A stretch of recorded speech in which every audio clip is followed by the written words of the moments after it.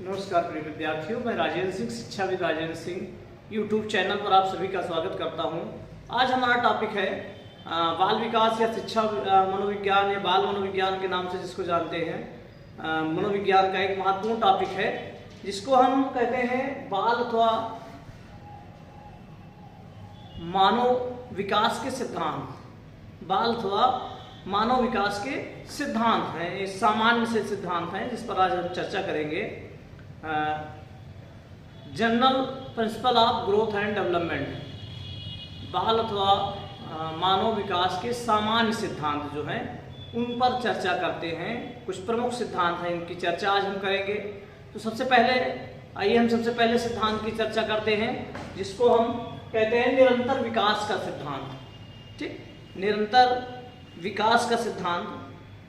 हम इस सिद्धांत पर चले इससे पहले ये भी जान लेते हैं कि वृद्धि और विकास से संबंधित मनोवैज्ञानिकों ने अनेक अध्ययन किए हैं। ठीक, इन अध्ययनों से ये सिद्ध हो गया है कि वृद्धि एवं विकास के फलस्वरूप आने वाले परिवर्तनों को पर्याप्त निश्चित सिद्धांतों को अनुकरण करने की प्रवृत्ति पाई जाती है।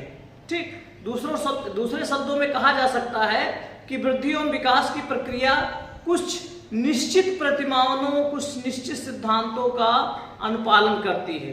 इन सिद्धांतों को ही वृद्धि एवं विकास के सामान्य सिद्धांतों के नाम से पुकारा जाता है। ठीक, शिक्षा मनोविज्ञान के अध्ययनकर्ता के लिए वृद्धि एवं विकास की प्रक्रिया को संचालित करने वाले सिद्धांतों को जानना अत्यंत आवश्यक होता है। जब तक आप इन सिद्धांतों को नहीं समझ पाओगे, नहीं जान पाओगे, तब तक आप बाल विकास की प्रक्रिया को बहुत बेहतर ढंग से समझ नहीं पाओगे। ठीक, इसलिए जरूरी है कि इन सिद्धांतों के बारे में थोड़ी बहुत जानकारी हमको होनी चाहिए, रहनी चाहिए। तो आज हम पहले सिद्धांत की चर्चा करते हैं, निरंतर विकास का सिद्धांत। इसको कई जगह निरंतरता का सिद्धांत भी कहा जाता है। निरंतर विकास का सिद्धांत या निरंतरता का सिद्धांत भी इसको कहा गया है। प्रिंसिपल ऑफ कॉन्टिन्यूअस डेवलपमेंट या principle of continuity, principle of continuous development या प्रिंसिपल ऑफ कॉन्टिन्यूटी। ठीक, मनोवैज्ञानिकों ने ये तथ्य उजागर किया, ये तथ्य स्पष्ट किया कि जो बालक का विकास होता है, मनुष्य का जो विकास होता है, एक सतत प्रक्रिया है। ठीक, जो गर्भावस्था लेकर मृत्यु तक का लगातार चलती रहती है, एक सतत प्रक्रिया के अंतर्गत। ठीक, और इसमें कोई भी विकास जो होता है मानव के अंदर, बालक के अंदर कोई भी विकास जो होता है वो अचानक से, आकस्मिक नहीं होता है कि एकदम से सट से हो जाए। ये हाथ है हमारा तो एकदम से लंबा हो जाए, ऐसा नहीं है।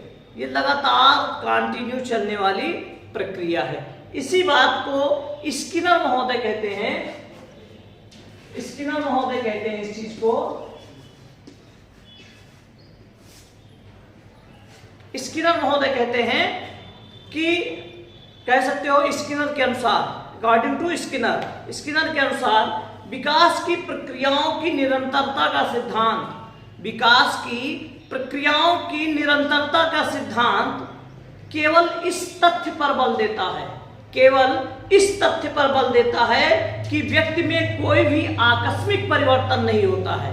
व्यक्ति में कोई भी आकस्मिक, अचानक से परिवर्तन नहीं होता है।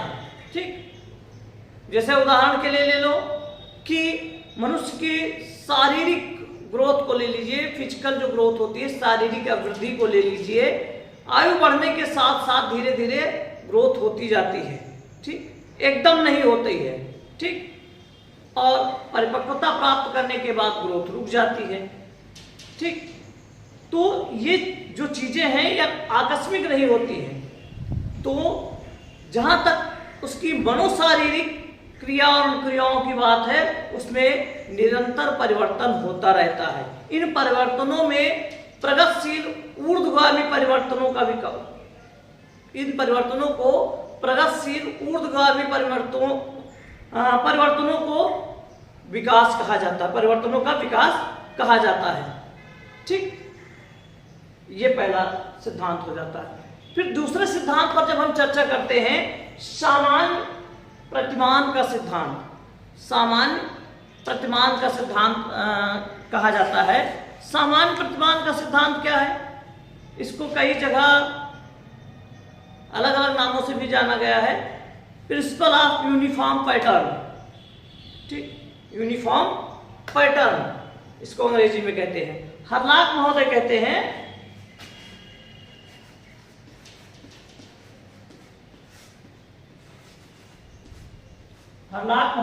हैं कि हर्लॉक महोदय ने इस सिद्धांत की व्याख्या जो की है वो इस प्रकार से की है। वो कहते हैं कि प्रत्येक जाति, चाहे वह पशु हो या मानव जात हो, अपनी जात के अनुरूप विकास के प्रतिमान का अनुसरण करते हैं। वो क्या कहते हैं कि चाहे कोई भी जात हो, हर्लॉक महोदय कहते हैं चाहे वो पशु जात हो और या मनुष्य जात हो, सबके विकास का एक पैटर्न होता है, एक प्रतिमान होता है, उसी का वह अनुसरण करता है, उसी के हिसाब से उसका विकास होता है। ठीक,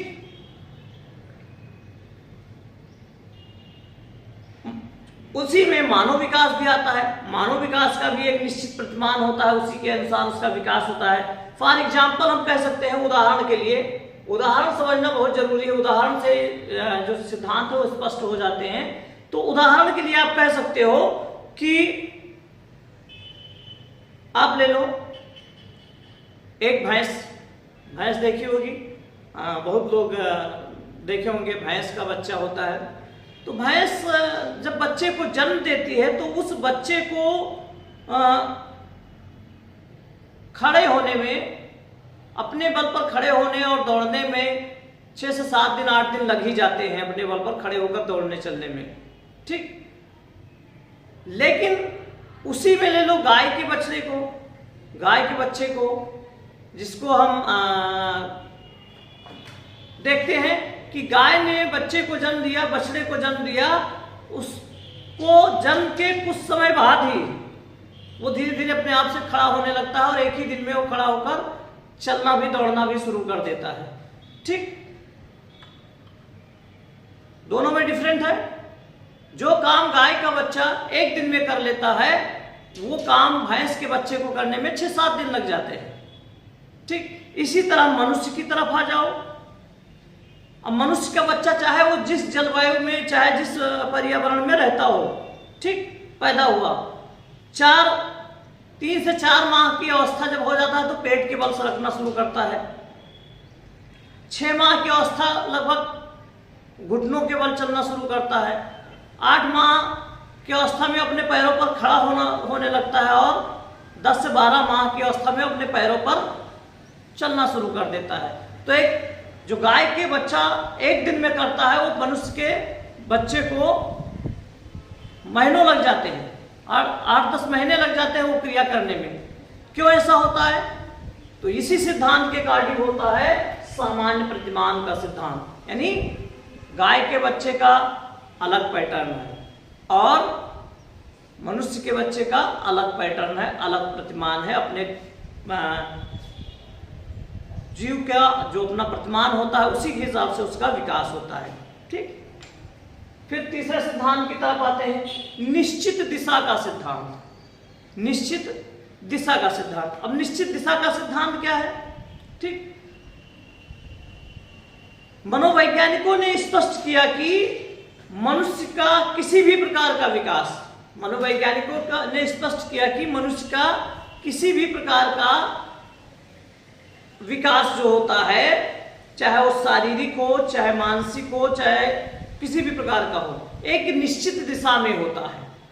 ठीक, उदाहरण के लिए शारीरिक विकास को ले लो। फॉर एग्जाम्पल जो फिजिकल डेवलपमेंट होती है, शारीरिक विकास को ले लो, तो सदैव जो मनुष्य का शारीरिक विकास होता है वो सिर से पैर की तरफ होता है। सबसे पहले सिर का विकास होता है, फिर धड़ का, फिर पेट का और फिर पैर का, इस तरह से ऊपर से नीचे की।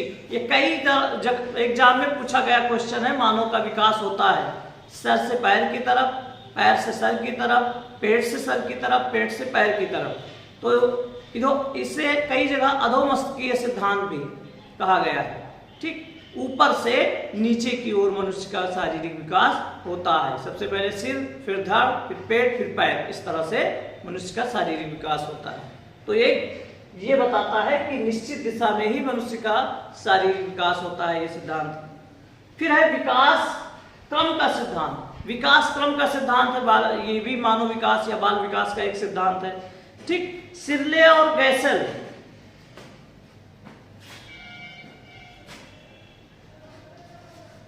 सिरले व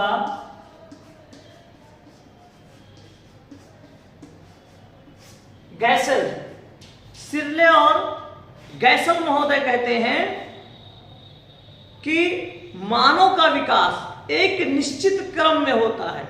सिरले और गैसल महोदय ने अपने अध्ययन के, अपने प्रयोगों के आधार पर यह स्पष्ट किया कि मानव का जो विकास होता है एक निश्चित क्रम में होता है। ठीक,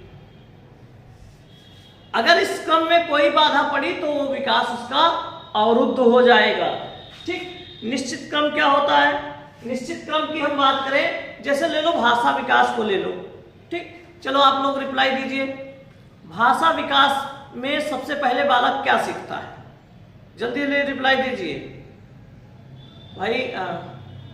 अभी कोई बताएगा कि नहीं, सबसे पहले रोना सीखता है, हंसना सीखता है। तो जन्म के समय केवल रोने की ध्वनि होती है। जन्म हुआ बच्चे का, तो अगर रोया नहीं हो तो नॉर्मल नहीं माना जाता है। अगर रो दिया तो कहा जाता है हाँ सब स्वस्थ है, बच्चा सब स्वस्थ है। ठीक, जन्म के समय वो रोने का काम करता है। तो रोना और हंसना ये निरर्थक जो बिना प्रयास के होने वाली क्रियाएं हैं, इसको सीखने की जरूरत नहीं पड़ती है। ठीक, जन्म के कुछ समय बाद सबसे पहले जन्म के भाषा विकास में सबसे पहले बच्चा जो सीखता है वो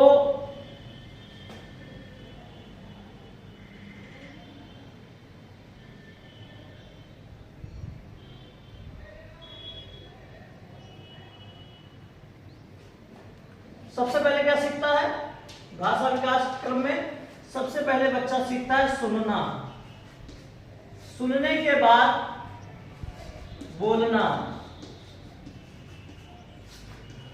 बोलने के बाद पढ़ना, पढ़ने के बाद लिखना। ठीक, इस तरह से उसके भाषा का विकास होता है।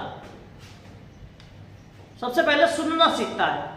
जो अपने आसपास के व्यक्तियों, वस्तुओं, क्रियाओं से संबंधित जो शब्द होते हैं वो उसके कान में जाते हैं। ठीक, जिनके भी संपर्क में बच्चा आता है उनकी ध्वनियों को सुनता है, और जो उसके कान में आवाज गई है, जो उसके कान में ध्वनि गई है, उसी को मुंह से निकालने का वो प्रयास करता है, जिसके परिणाम स्वरूप बोलना सीखता है।